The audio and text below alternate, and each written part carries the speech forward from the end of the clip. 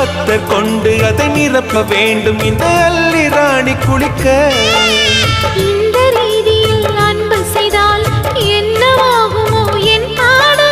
காற்று வந்து உன் குழல் கலைத்தால் கைது செய்வதென ஏற்பாடு.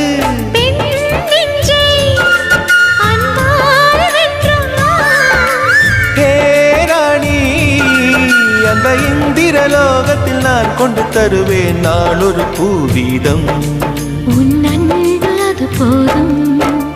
தொடு தொடுவெனவே வானவில் என்னை தூரத்தில் அழைக்கின்ற நேரம். விடு விடுவெனவே வாலிப மனது விண்வெளி விண்வெளி ஏறும். மன்னவா ஒரு கோயில் போல் இந்த மாளிகை எதற்காக? தேவியே என் ஜீவனே இந்த